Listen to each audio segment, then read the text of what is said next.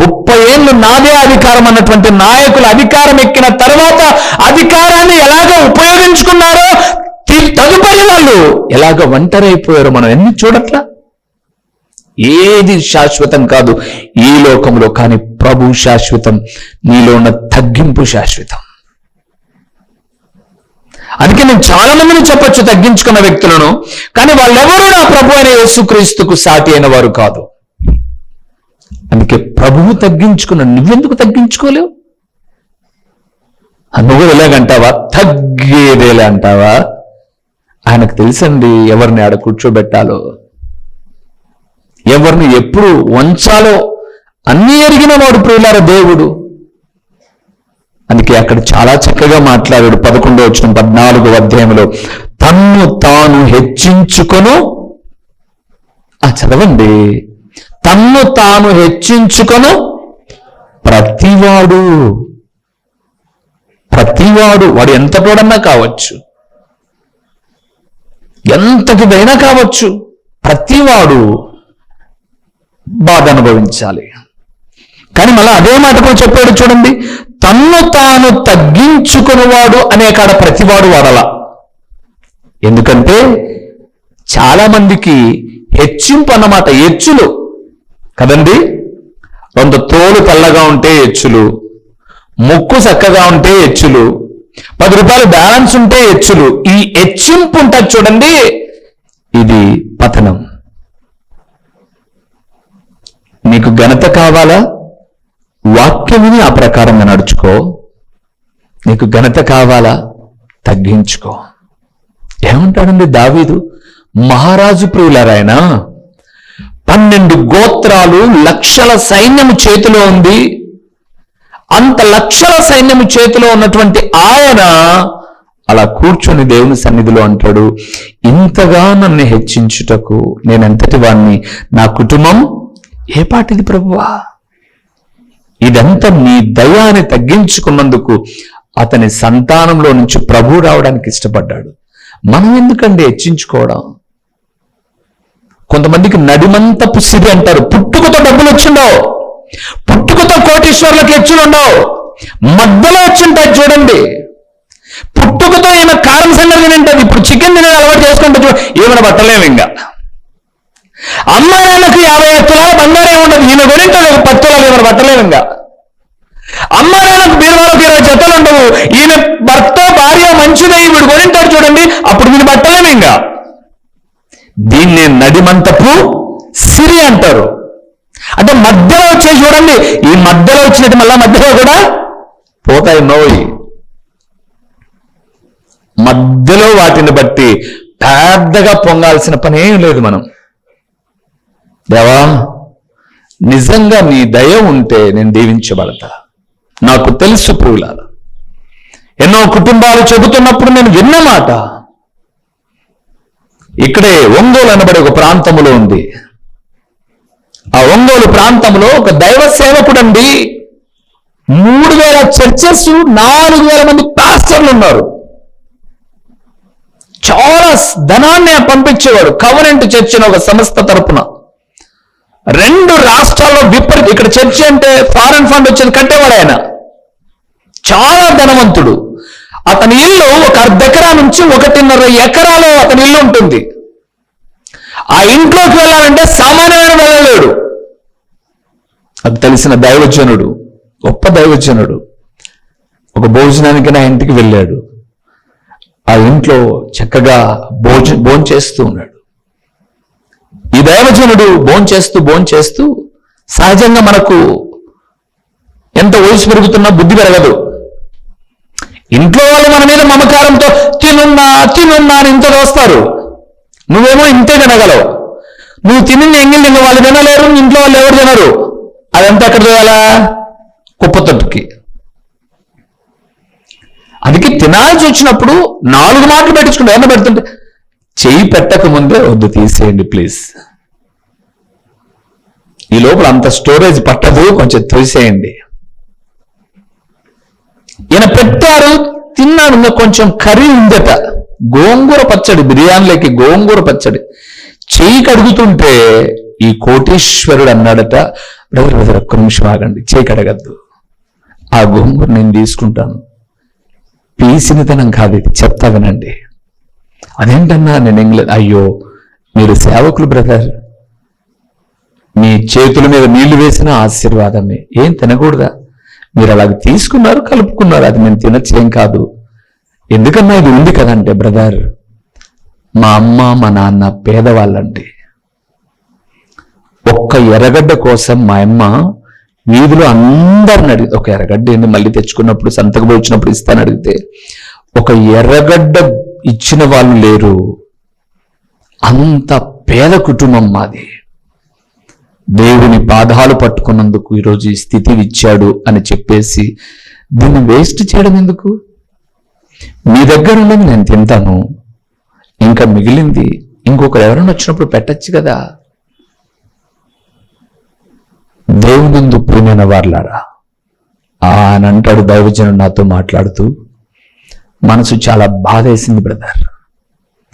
అంత కోటీశ్వరుడైన వాళ్ళమ్మ వాళ్ళ నాన్న ఎలాగ బ్రతికారో, బట్టలు ఎలాగ కుట్టుకొని చినిగిపోయిన వేసుకున్నారో, వాళ్ళమ్మ జాకెట్ వెనకల చినిగిపోతే వాళ్ళ నాన్న కుట్టి ఎలాగ ఇచ్చాడో. చాలా పేదరికం. ఇది దేవుడిచ్చిన సొమ్ము బ్రదర్, దుర్వినియోగం చేయకూడదు. మీరు మీ ప్లేట్లలో చేయి కడిగేటప్పుడు మీ డ్రెస్సులు, మీ అమ్మోళ్ళు అలాంటి డ్రెస్సులు వేయలే. నన్ను అడిగితే వాళ్ళమ్మోళ్ళు, అంటే మన అమ్మోళ్ళ తర్వాత వాళ్ళమ్మోళ్ళు ఎవరు? మన అబ్బా చేసి, వాళ్ళకు అలాంటివి లేవు. సరే ఈరోజు దేవుడు నీకు ఇచ్చాడు, నీ దగ్గర ఏం కనపడాలి? తగ్గింపు కనపడాలి. హెచ్చులు పడి వాళ్ళేమో ఒళ్ళంతా కప్పుకోవడానికి బట్టలు లేక చినిగిపోయినవి కుట్టుకుంటే, నీకు కప్పుకోవడానికి గుడ్డున్నా కూడా జాకెట్కి 2 అడుగులు వెనకలు పెట్టుకొని కుట్టించుకొని ఈ కాలం పడుతున్నారు. మళ్ళీ ఆ ప్రార్థన అంటావు, ఏం లాభం? ఒక స్త్రీగా నీ దేహంలో ఉన్నటువంటి ఇవన్నీ కనపడాలన్నా నువ్వు బ్లౌజులు వేసుకుంటే పనికి లక్షణం కాదు ఇవన్నీ. ఎంత తగ్గింపండి నీ దగ్గర ఉన్నాయా? మీ అమ్మ మీ నాయనకు అలాంటివి, వాళ్ళమ్మలకు అలాంటివి ఉన్నాయా? గుర్తుకు రాదా మనకు? ఏ స్థాయిలో నుంచి వచ్చాం మనకు గుర్తుకు రాదా? ఇక్కడ చాలా మంది పెళ్లిళ్ళు చేశాను నేను. అప్పుడు మీరు మాకు ఆ ఫోటో ఇచ్చారు, రిజిస్టర్లో కనిపించుకున్నా అని. ఎప్పుడన్నా మీ ఫోటోలు కావాలంటే వచ్చి ఒకసారి మా దగ్గరకు వచ్చి రిజిస్టర్లో చూడండి ఏ అవతారంలో ఉన్నారో చూడండి, ఏం తప్పే ఉంది. అందరూ కాకుండా కొందరేమో చేశాను కదా. మీకన్నా కరువు బాధితులు బాగున్నారు. మరి ఈ రోజు ఎందుకండి అతిశయము? మనల్ని మనము ఘనత కలగాలంటే ఏం చేయాలి? తగ్గించుకోవాలి. తగ్గించుకుంటే మనం హెచ్చించబడతాం ప్రియులారా, హెచ్చించబడతాం. షర్టులో ఒక గుండు పోయింది అనుకోండి, షర్టు తీసి పక్కన పడేస్తారు కదండి. ఏం షౌకర్లండి మీరు. ఒక ₹1/2 పెడితే 2 గుండీలు వస్తాయి. ఒక దారం చెండు ₹1.50 పెట్టి కొన్నావంటే కదా షర్ట్ ఎక్కించు, మళ్ళీ కుట్టుకోవచ్చు. ఇది పీసింతనం కాదు, ఇది ఉన్న వస్తువును కాపాడుకోవడం. ఏదైనా జాగ్రత్తగా ఉపయోగించాలి. ఒక కలర్ అయితే ఏదో అమ్మోలు వేసేటప్పుడు నీ డ్రెస్తో పాటు ఇంకా 4-5 అక్కోలవి టాపులు అవి ఇవన్నీ కలిపి వేసినప్పుడు ఏదో ఒకటి రంగు ఈ షర్టుకి అయింటుంది. ఇంకొద్దు షర్టు ఏరా మీ నాయన ఏమన్నా బీజాపూర్ ఎవరా అనుకునేవరా నువ్వు? అంత అతిశయం ఎందుకు? ఇంకొద్దు షర్టు కలర్ అయింది. అరే మా ఇంట్లో వాళ్ళే కదా, మా అక్కదో మా అన్నదో మా అమ్మదో ఏదో కలర్ ఇచ్చింది, దానికన్నా నా షర్టు మంచిదైతే పాపం కలర్ పోయేటి వాళ్ళకు కొనిచ్చారు మా అక్కలకు. ఏం పర్లేదమ్మా, ఒక పూట వేసుకుంటే దానికి ఎంత అతిశయం. మనల్ని మనము ఏం చేయాలండి? తగ్గించుకుని చూడండి, దేవుడు ఎంతగానో ఘనపరుస్తాడు. ఎంతగానో గణపరుస్తారు. మూడవది ఏం చేయాలో చూద్దామా? 112వ కీర్తన 9వ వచనం. వాడు దాతృత్వము కలిగి బీదలకిచ్చును, వాని నీతి నిత్యము నిలుచును. వాని కొమ్ము అంటే ఇదివరకే చెప్పాను, ఏమని? పేరు, మన పేరు. వాని కొమ్ము ఘనత నుండి హెచ్చింపబడును. దేవుని బిడ్డలారా వినండి. మూడవది, మనం ఘనపరచబడాలంటే మొదటిది వాక్యం విని అంగీకరించి ఆ ప్రకారంగా నడుచుకోవాలి. రెండవది మనల్ని మనము తగ్గించుకోవాలి. మూడవది దాతృత్వము కలిగి ఉండాలి. ఈ లోకంలో మనం ఎంత సంపాదించినా, ఎన్ని సమకూర్చుకున్నా అన్ని వదిలిపెట్టి వెళ్ళాలి. అది మనందరికీ తెలిసినదే. దానికి ఏం ప్రసంగం అవసరంలా, ఏం అవసరంలా, అన్ని వదిలిపెట్టాల్సిందే. అయితే ఈ లోకములో ఉండగానే పరలోకములో ధనాన్ని ఏం చేయాలి? కూర్చుకోమని రాబడింది. ఇక్కడ చిమ్మెట కొట్టి వేస్తుంది అని, తుప్పు పడుతుంది అని మనం ఎన్నో, ఇప్పుడు సోషల్ మీడియా వచ్చిన తర్వాత ఒక అవ్వ సూరులో దాచుకున్న 50,000 చెదులు పట్టింది అని, డబ్బాలు వేసుకున్నది దుమ్ము పట్టింది అని, ఇలాగెన్నో చూస్తూ ఉన్నాం. ఈ లోకంలో మనం అందరం బ్రతికినంత కాలం ఏమో కొన్ని సంపాదించుకుంటాం, ఇల్లులు, నగలు, నట్ర, అవి ఇవి. మంచిదే. అక్కడ మీరు చూస్తారా మరొకసారి 9వ వచనం, వాడు దాతృత్వము కలిగి. చెప్పండి, ఎవరు బీదలు? సినిగిపోయిన షర్ట్ ఉండే అలా బీదలు. మీకు ఇదివరకు ఒకసారి చెప్పాను, కడపలో 7 రోడ్స్ దగ్గర అడుక్కునే వాళ్ళందరూ చాలా మంది 7 రోడ్స్ దగ్గర, ఎందుకు 7 రోడ్స్ కానీ కొంచెం ముందుకెళ్తే వైవి స్ట్రీట్ అనమాట. ఒక జరిగిన సంఘటన, ఆ వైవి స్ట్రీట్ దగ్గర చాలా మంది ఉంటారు. వాళ్ళంతా పేదోళ్ళు కాదు. వైవి స్ట్రీట్ నిత్యం రద్దీగా, కడపకి అదొక బిజినెస్ ఏరియా సెంటర్. ఈ అడుక్కున్న వాళ్ళ కాన్సెప్ట్ ఏంటంటే 10 మందిని అడిగితే కనీసం ఒకడీడా, 50 మందిని అడిగితే ఒకడీడా. సరే, ఈ ప్రకారంగా సాయంత్రం దాకా ఎన్ని 50 మందులు వస్తారు? ఒకతను సబ్ జైల్ దగ్గర నుంచి వస్తాడు. సబ్ జైల్ కాడ నుంచి ఆటోలు వస్తాయి వైవి స్ట్రీట్ వరకు, ఒకే రూటే. అప్పుడు 10 రూపాయలు, ఇప్పుడు 20 రూపాయలు. 10 రూపాయలు ఉన్నప్పుడు చెప్తున్నా. ఆడెక్కుతాడు ఒక ఆయన, వైవి స్ట్రీట్లో వస్తాడు, అడుక్కుంటాడు. ఈయన బేల్దారి కాదు, పెయింటర్ కాదు. సాయంత్రానికి హ్యాపీగా ఒక 1000 రూపాయలు సొమ్ము చేసుకొని, భోజనం కూడా హోటల్ దగ్గర ఉండి అడుక్కొని తినేసి వెళ్ళిపోతాడు. ఒకరోజు కొంతమంది ఫాలో అయ్యారు, వీడు ఆటో ఎక్కుతాడు, ఇటు దిగుతాడు, ఏం జరిగిన సంగతి అంటే, వానికి 2 స్టేర్ బిల్డింగ్ ఉంది. సజ్జలు ఎదురుగా 2 అంతస్తుల భవనం ఉంది. అయ్య కిందనుంటాడు, పైన బాడకి ఇచ్చాడు. బిజినెస్ బాగుందనుకోమాకండి, సరేనా? వీడు కాదు పేదంటే. ఎప్పుడు కూడా గుర్తుపెట్టుకోనండి, బీదలు అక్కడ అన్నాడు ఆయన, వాడు దాతృత్వం కలిగి బీదలకు ఇచ్చును అంటే, ఒకసారి మనం ఇచ్చిన తర్వాత మరలా మనకు సహకరించలేని వాడే పేద. ఇప్పుడు ఈ సంఘంలో ఉన్న మనం అందరం ఏం చేస్తాం? ఎవరన్నా ఒక ఇల్లు ఓపెనింగ్ పిలిచామనుకో, మనం అందరం వెళ్తాం. రేపొద్దున వాళ్ళు కట్టుకున్నప్పుడు వాళ్ళు ఓపెనింగ్ పిలిస్తే, వాళ్ళు మనకు చెమ్ము పెట్టారు కాబట్టి మనం కూడా చెమ్ము సలింపులు పెట్టొచ్చాం పని పోతాం. చెల్లుకు చెల్లు. కానీ మనకు సహకరించలేని ఉంటారు చూడండి, వారికి సహాయం చేయడం దాతృత్వం.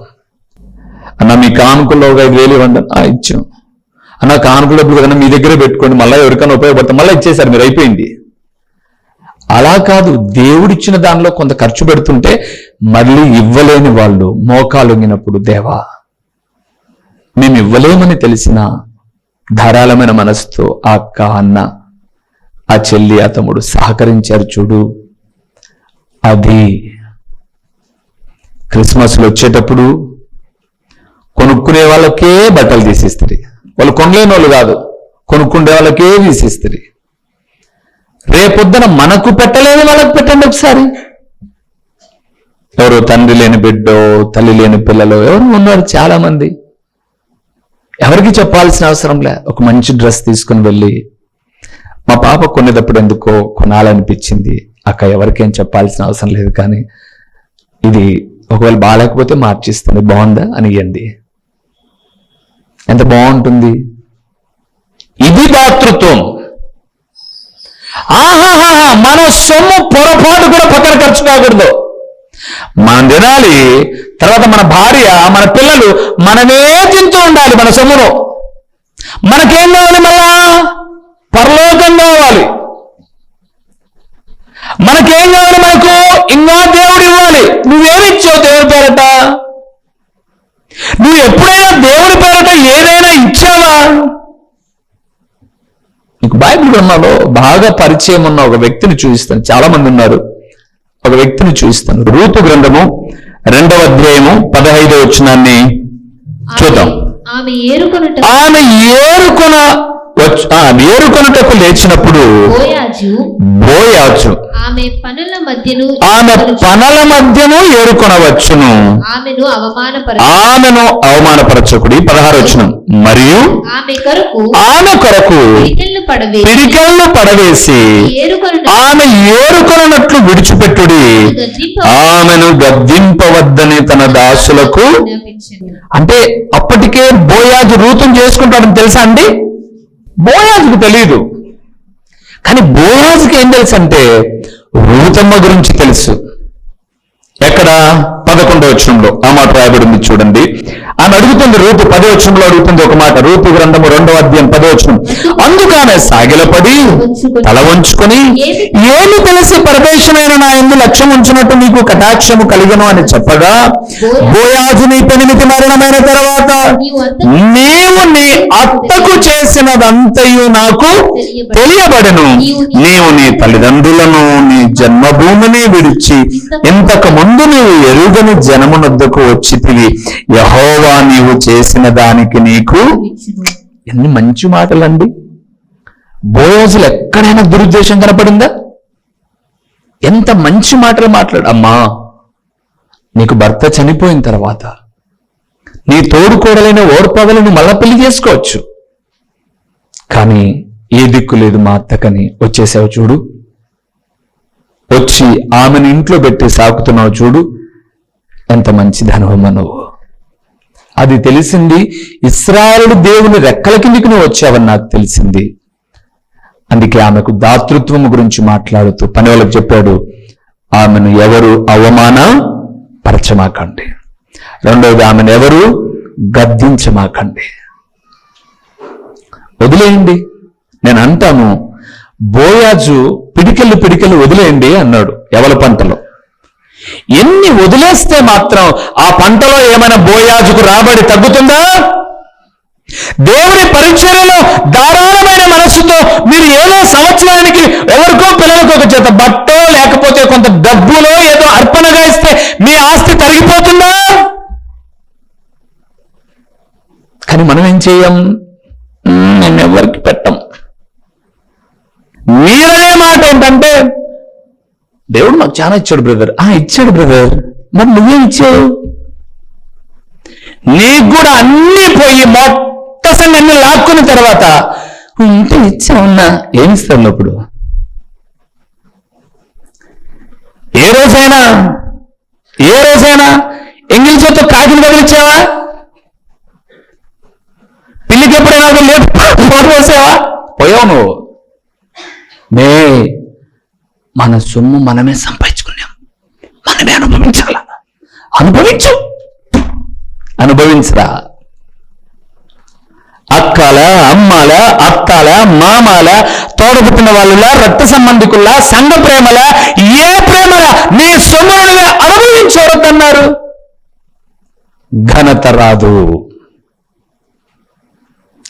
ప్రియులారా. ఒక ఆయన మీకు ఇక్కడ ఒక ఆమెను చూసా, బోయాజును చూసాం కదా. ఇంకొంచెం ముందుకు రండి. సమూయేలు 2వ గ్రంథం 17వ అధ్యాయము. సమూయేలు 2వ గ్రంథము 17వ అధ్యాయము 27వ వచనాన్ని చూద్దాం. 27వ వచనం సమూయేలు 2వ గ్రంథము 17:27. దావీదు మహనాయిమునకు వచ్చినప్పుడు అమ్మోనీయుల రబ్బా పట్టణపు వాడైన నాహోషు కుమారుడగు షోలియును, లోదేబారు ఊరివాడగు అమ్మీయేలు కుమారుడైన మాకీరును, రోగేలిమి ఊరివాడునైన విలాదీయుడైన బర్జిల్లయియు అరణ్యమందు జనులు అలసిన వారై ఆకలిగొని దప్పిగొని ఎందురని తలంచి పరుపులు, పాత్రలు, కుండలు, గోధుమలు, యవల పిండి, వేచిన గోధుమలు, కాయధాన్యములు, చిక్కుడుకాయలు, పేలాలు, తేనె, వెన్న, గొర్రెలు, జున్ను ముద్దలు దావీదును అతని యొద్దనున్న జనులను భోజనము చేయుటకై తీసుకొని వచ్చిరి. బాబా ఎవరంటేనా ఏమి చేయి మిరపకాయ బజ్జీ కాదు అట్ట అనుకుంటారు. గుర్తుకు కావాలంటే పెట్టుకోండి మిరపకాయ బజ్జీ అని. బర్జిల్లయి ఏదో సమస్య వచ్చింది అబ్షలోము దావీదు తండ్రి కొడుకుల మధ్య. కానీ రాజు కొరకు ఎన్ని దాతృత్వంగా తీసుకొచ్చాడో చూడండి. నీ రాజైన ప్రభు కొరకు ఏ రోజైనా దేవుని సన్నిధానంలో దేవుని పాదాల చెంత సంవత్సరాలు ముగించబడుతున్నాయే. ఈ సంవత్సరంలో 365 రోజులు కంటికి రెప్పలాగా కాపాడుతూ వచ్చిన దేవా నీకు స్తోత్రములు నాయన. ఒక పూట ఆక్సిజన్ పెట్టుకుంటే కరోనా టైంలో 2500 తీసుకున్నారు. 3666 లేదా 25 లీప్ సంవత్సరంతో కలిపి 66 ఇన్ని రోజులు కంటికి రెప్పలాగా కాపాడుతున్నావు. మాకు పరమ తండ్రి అయిన దేవుని మాటలు ప్రకటిస్తున్న దైవజనుడి దగ్గరికి వెళ్ళి అయ్యా ఈ 100 రూపాయలు నీ దగ్గర పెట్టుకొని ఎవరికన్నా సహాయం చేయి లేదా పరిచయం చేయి అని చెప్పేటటువంటి బర్జిల్లేలు ఎవరు లేరే కదండి. బాధ వచ్చినప్పుడు మళ్ళీ మాట అంటారు తెచ్చించాలే. అవునా, మీరు కూడబెట్టింది మీ పిల్లలు పాడు చేస్తారో లేదో నాకు తెలియదు. నేను కూడబెట్టింది నా పిల్లలు నిలబెట్టుకుంటారో లేదో తెలియదు. కానీ నేను రారాజైన దేవుని కొరకు పని చేస్తే ఆ దేవుడు లేకపోతే రాజు అనబడేటటువంటి దావీదు తన కుమారుడు రాజైన తర్వాత చెబుతున్నాడు సొలొమోనుతో, నాకు బర్జిల్లై సహాయం చేశాడు, అతని కుమారులకు నువ్వేం చేయి, సహాయం చేయి. నీవు దేవుని సన్నిధానంలో చేసే ప్రతి దాతృత్వం నీ తరము అయిపోయిన తర్వాత రాబోయే నీ తరం ఉంది చూడు, నీ కొడుకులో మనవల్లో మనవరాల్లో తప్పకుండా పరమ తండ్రి అయిన దేవుడు తన ప్రియ కుమారుడైన యేసుక్రీస్తు ద్వారా సహాయము చేస్తాడు. నీవే పీసింది మూట కట్టుకొని ఇప్పుడు ఫ్రిడ్జ్లో వచ్చిన తర్వాత 3 రోజులు దాంట్లో పెట్టుకుని తింటాంటారు అంతే.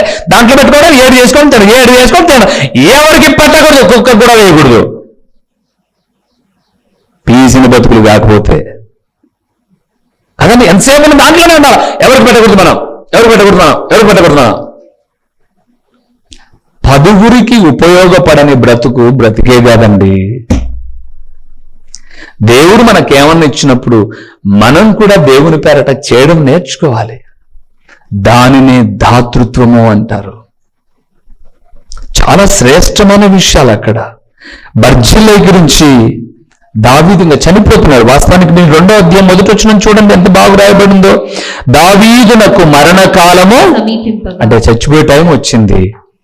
అప్పుడు అడుగుతున్నాడు సొలొమోన్, మన సొలొమోను అనుకునేవారు ఇట్ట కడుక్కునే ఇది లేడు. సొలొమోను చాలా జాగ్రత్త పరుడు. నేర్చుకొని మారండి.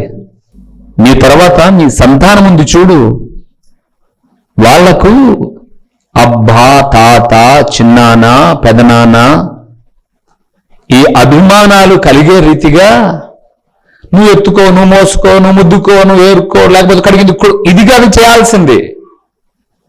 నువ్వు కష్టంలో ఉంటే నేనున్నా. నేను అంత భారం భరించేవాడిని కాదు. నీ భారంలో కొంతైనా ముస్లిం చూస్తారు, మీరు గమనిస్తుంటారు, ఎప్పుడైనా గమనిస్తుంటారు.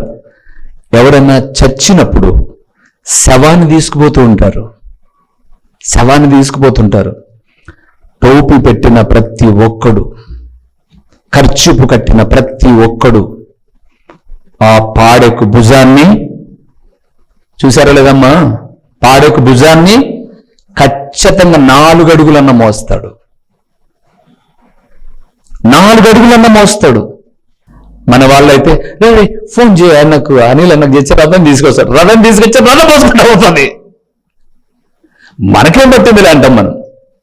కానీ వాళ్ళు రథానికి తీసుకొని చూడండి, భుజముడ్డి మేము కొంత, వాళ్ళు పుణ్యం అనుకో అది వేరే విషయం, కానీ భుజం మేము కూడా ఒడ్డుతాం. దేవుని బిడ్డలారా, బ్రతికిన దినాలలో మన కుటుంబం, మన ఆత్మీయ జీవితం, సంఘము, మేలు చేస్తున్న దేవుని ఎడల కొంతైనా భుజమొడ్డాలి. ఎందుకంటే ఎంత సంపాదిస్తే, ఎన్ని కోట్లుంటే, లక్షలుంటే ఏం లాభం? ఉపయోగపడని ధనం. దేవుడు ఒకప్పుడు నీకు లేనివన్నీ ఇచ్చాడే, ఇప్పుడు నీలో త్యాగం ఏది? అందుకే స్త్రీలారా మీకు జ్ఞాపకం చేస్తున్నాను, పురుషులు ఎక్కడైనా తొందరపడి వాళ్ళకెందుకులే వీళ్ళకెందుకులే అని అంటున్నా, స్త్రీ వ్యక్తిత్వం ఏంటి అని అంటే, మనకు పిల్లలు ఉన్నారండి, ఈ రోజు మనం చేస్తే రేపొద్దున మన బిడ్డలకు దేవుడు చేస్తాడని చెప్పడం నేర్చుకోవాలి. మనకేమొద్దు మీరు వేసుకొని పోండి, 4 దిగేసుకుని వాళ్ళ ముందు ఎందుకు గొప్పతన పనిక పైపెచ్చు వాళ్ళు పెట్టిన భోజనం నీకు రానిక అంటే నీకు భోజనం కూడా వేస్ట్. ఆడబిడ్డలు చెప్పాలండి, నేను గుండెల మీద చేయి వేసుకొని చెప్తాను. ఏమని? ఒక 3-4 తప్ప మన సంఘములో ప్రతి పరిచర్యకు సహకారులు ఆడబిడ్డలు వాళ్ళ భర్తలకి ఏం చెప్పుకుంటున్నారేమో. మరలా నేను ఇద్దరు కలిసి రండమ్మా, ఒకవేళ మీరొక్కరే ఇస్తే ఏదన్నా అపార్థాలు అనర్థాలు అన్నప్పుడు కలిసి వచ్చి ప్రార్థన చేయించుకుంటున్నారు. అదండి స్త్రీలు. దాతృత్వం అనేటటువంటిది దేవుడు అంచెలంచెలుగా ఆశీర్వదించడం. ఏం పెద్దమ్మా వాళ్ళు అది కొన్నారు, ఇల్లు ఇది కొన్నారంటే కనీసం వాళ్ళు 100 ఎత్తుతున్నారు కనుక నీలో ₹1 కూడా లేదే, ఎట్లా వృద్ధి? మొన్న నేను ఒక చోటుకి వెళ్తే ఒక అవ్వనుంది, వాని అప్పు నేను 3 లక్షలు కట్టినా, వాని అప్పు 3 లక్షలు కట్టినా తీరదు, కానీ నీకు ఆరోగ్యం ఇచ్చిన దేవునికి 300 వద్దు. న్యాయంగా ఆలోచన చేస్తే ఇంకా కట్టాలంటే ఆరోగ్యం నీకు ఇవ్వాలన్నా దేవుడు ఇవ్వాలా? ఒక ఆమెకు వాళ్ళ భర్తకు రక్తమంతా కారి బట్టలంతా నాని గుడ్డిగా ఏదో అంటారు చూడండి, గుడ్డిపోయి నెలవచ్చి పడింది అన్నట్టు ప్రాణం బతికొచ్చి ఇక్కడ తగలాల్సింది ఇక్కడ తగిలితే దేవుడికి కానికేయాలి కదన్నా. ఎంతమ్మా? ₹5 ఇచ్చింది. ఎంత త్యాగం అండి. కనీసం డ్రెస్సింగ్ చేసిన చూడు రక్తమైనప్పుడు వానికి 50 ఇచ్చినా ఒప్పుకోవాడు, వద్దుబా తీసుకోబా అని. దేవుడు భిక్ష కదా, అది ఇవ్వగా ఎవరు అడిగాను నిన్ను? 50 ఎవరు అడిగాను నిన్ను? లేదా నీ లక్షలు ఎవరు అడిగారు దేవుడు నిన్ను? నీకు ఘనత అనేది నీలో ఉన్న త్యాగ గుణం తీసుకొస్తుంది. అది ఎవరికి నుంచి? అందుకే ప్రభు అన్న ఒక మంచి మాట మీరు గుర్తుపెట్టుకోనండి, నా పేరట గిన్నెడు చన్నీళ్ళిస్తే వారి ఫలము పోదు అన్నాడు. వారి ఫలం పోదండి. నా సేవ జీవితం ఎలాంటిదో చెప్పమంటారా ప్రియులారా? ఇస్తున్నారు కదని సారికి అడుక్కునే రకం కాదు. అటువైపున బాధ బలహీనత గుర్తెరిగి, నేను వచ్చింది కానుక కోసం కాదు, నీ ఆత్మీయ క్షేమం కొరకు ఉంచు, ఏం పర్లేదు ఉంచుకో. ఒకవేళ నీవే ఇంటికి పిలిచి ప్రార్థన పెట్టించుకుంటే అది వేరే విషయం తప్ప, పొరపాటుగా కూడా ఈ వారం పలానా ఇంటికి ప్రార్థనకు పోతే టమోటాలకు వస్తాయి, ఎరగడలకు వస్తాయి, ఉల్లిగడ్డలకు, ఈ బాపత నా జీవితంలో ఎన్నేళ్ల సేవ జీవితంలో ఎక్కడికి వెళ్ళాలి ప్రియులారా? మా చిరునామా దైవజనుడు బ్రదర్ ఓ రూబేన్ గారు, క్రీస్తు ప్రార్థనా మందిరం, డోర్ నెంబర్ 1-10-386, నగరిగుట్ట, పులివెందుల, కడప జిల్లా. మీ ప్రార్థనా అవసరాల కొరకై సెల్ నంబర్ 9989067409.